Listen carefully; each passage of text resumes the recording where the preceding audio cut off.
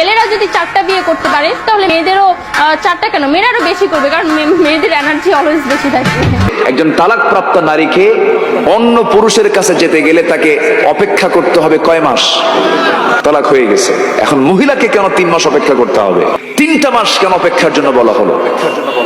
এই 3টা মাস অপেক্ষা করার মূল কারণ হলো মেয়েদের শরীরটা হলো কম্পিউটারের মতো, যখন কোন পুরুষের সংস্পর্শ পেয়ে যায় পুরুষের শরীরে থাকা ব্যাকটেরিয়া গুলো ওই মেয়ের ভিতরে চলে যায়, প্রোটিন চলে যায়, যে প্রোটিন গুলো জমা হয়ে যায় এই প্রোটিন গুলো শরীর থেকে যদি তার নির্মূল করতে না হয়, কোনো ওষুধ দিয়ে এটা নির্মূল হবে না, ন্যাচারাল এটাকে বডিতে সেট আপ হয়ে যায়। কারণ সন্তান ধারণ করে পুরুষ না মহিলা? মহিলা ধারণ করে। এই প্রোটিন গুলো তার দেহের মধ্যে মাথা থেকে পা পর্যন্ত খেলতে থাকে।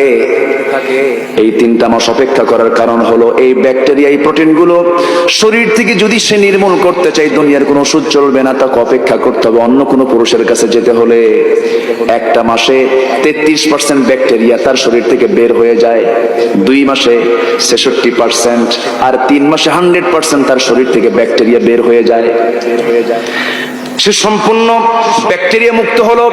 আগের স্বামীর শরীর থেকে আসা যে ব্যাকটেরিয়া গুলো তার শরীরে জমা হয়েছিল, সব যেই প্রোটিন গুলো জমা হয়েছিল ষষ্ঠ তার শরীর থেকে ন্যাচারালি বের হয়ে গেল।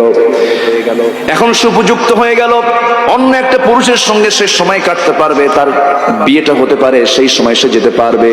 কিন্তু যদি এই 3টা মাস অপেক্ষা না করে, মেডিকেল সায়েন্স বলছে যে ব্যাকটেরিয়া তার শরীরের মধ্যে থেকে যায়, এই ব্যাকটেরিয়ার মধ্যে আরেকটা ব্যাকটেরিয়া যখন ঢুকে পড়বে মারাত্মক জটিল রোগে আক্রান্ত হয়ে যাবে, রোগ ছড়তে থাকবে চতুর্দিকে।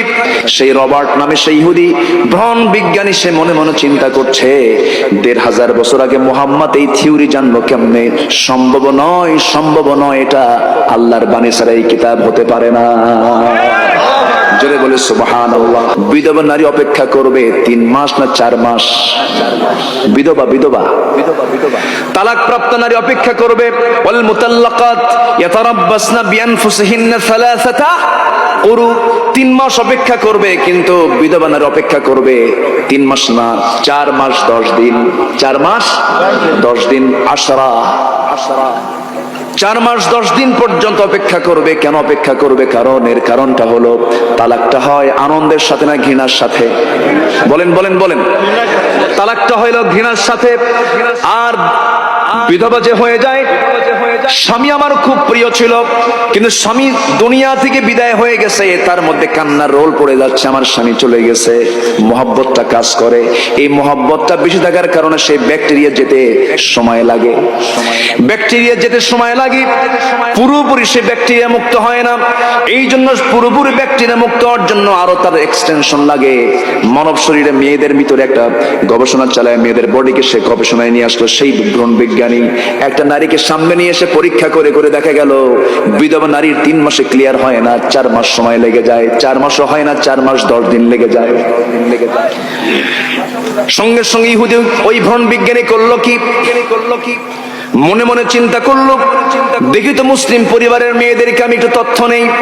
মুসলিম পরিবারের মেয়েদেরকে নিয়ে সে যখন ল্যাবরেটরিতে নিয়ে গেল, পরীক্ষা করলো, সে মনে মনে সিদ্ধান্ত নিয়ে ফেললো যে এই পৃথিবীতে পরিচ্ছন্ন এবং রোগ মুক্ত নারী থাকলে একমাত্র প্র্যাকটিস করা মুসলমান নারী ছাড়া পৃথিবীতে আর কোনো নারী হতে পারে না।